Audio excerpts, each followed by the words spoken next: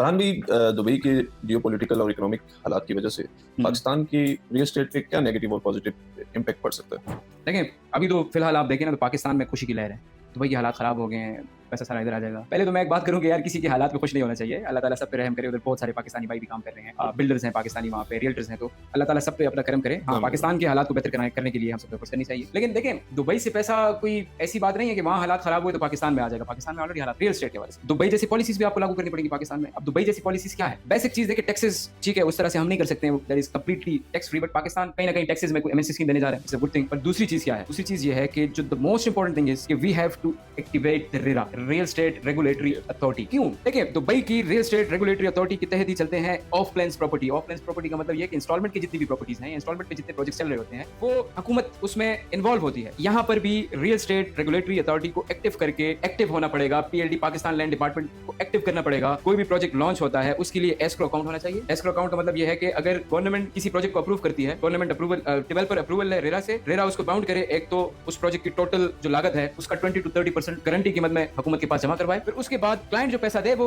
Escrow account में भेजे, और फिर जो पाकिस्तान लैंड डिपार्टमेंट होगा वो फंड्स इशू करे अकॉर्डिंगली कंस्ट्रक्शंस को देखते हुए। वो बिल्डर प्रोजेक्ट के पैसे कहीं और ना इस्तेमाल कर पाए। जब ये चीजें होंगी, अब दुबई में पॉलिसीज ये चलती हैं, दुबई में प्लस पॉइंट ये है, क्लाइंट की सेफ्टी है। यहाँ पर भी ये चीज लागू करनी पड़ेगी कि जितने भी इन्वेस्टर्स हैं, जितने भी बायर्स हैं, उनको सेफ्टी दी। और सेफ्टी कौन देगा? सेफ्टी गवर्नमेंट देगी। एस्क्रो अकाउंट बने, मैं प्रोजेक्ट बना रहा हूँ, मुझे हुकूमत पाबंद करे कि भाई प्रोजेक्ट का सबसे पहले 30% तो हमारे पास रखो ना गारंटी कीमत में, कल आप डिफॉल्ट कर जाओ, हम क्लाइंट को पैसे तो दे सके। फिर उसके बाद क्लाइंट पैसे दे, क्लाइंट अपनी इंस्टॉलमेंट्स दें, वो पैसा जाए गवर्नमेंट के अकाउंट में, वहां से फंड्स रिलीज की जाए जिस तरीके से आपकी प्रोजेक्ट की रफ्तार है। आपको बाउंड किया जाए। आपने अगर प्लान जमा किया हुआ है कि एक साल में मैंने इतनी स्टोरीज खड़ी करनी है, या मैंने इतना डेवलप कर देना है एक साल के अंदर अंदर प्रोजेक्ट, उस पर कितनी लागत आनी है, उतने पैसे आपको दिए जाए। आपने अगर वो काम नहीं कंप्लीट किया, आपको मजीद फंड्स ना इशू हो। यहाँ होता क्या है? यहाँ होता यह है कि मैं प्रोजेक्ट शुरू करता हूँ, उस प्रोजेक्ट के पैसे आ रहे हैं, उस पर कोई और बिजनेस स्टार्ट करता हूँ, उस बिजनेस से पैसे कमाता हूं, इस प्रोजेक्ट पे लगाता हूं। क्लाइंट की सेफ्टी भी नहीं है, प्रोजेक्ट में डिले भी आ रहा है। सिंपल सी बात है, आपको ना दुबई की जरूरत है, ना अमेरिका की जरूरत है, ना किसी और चीज की जरूरत है। पाकिस्तान में पैसा है, पाकिस्तान में इन्वेस्टमेंट के लिए ऑप्शन एक ही है, दैट इज रियल एस्टेट। मगर रेरा को एक्टिव कर दे, साफ बिल्डर्स रहेंगे मार्केट में, साफ सुथरे लोग रहेंगे और साफ सुथरा पैसा कमाएंगे। मुझे तो हाल यही नजर आ रहा है। आप देखें ओवरऑल जैसे दुबई में रियल एस्टेट का इम्पैक्ट पड़ा था आज से कुछ अर्सा पहले, जी। वो भी इसी वजह से था कि वहाँ पे बहुत सारी टैक्सेस फ्री होने की वजह से वहाँ पे जो है ना वो इम्पैक्ट पड़ा। इंटरनेशनल आपका जो है वो क्लाइंट्स वहाँ पे आए और उन्होंने बहुत सारी फैसिलिटीज दी दुबई ने अपने क्लाइंट्स को। इसी तरह अगर पाकिस्तान में होता है तो इंशाल्लाह पाकिस्तान की भी रियल एस्टेट के हालात बहुत बेहतर हो जाए। बिल्कुल ऐसे। ये टैक्स फ्री तो देखें, मैं टैक्स फ्री तो एक प्लस पॉइंट है वहाँ पे, बट अलॉन्ग विद दैट जो सबसे बड़ी सेफ्टी है, दैट इज गवर्नमेंट खुद इन्वॉल्व होती है। ऑफलाइन की जितनी भी प्रोजेक्ट्स हैं, इंस्टॉलमेंट की जितनी भी प्रोजेक्ट्स हैं,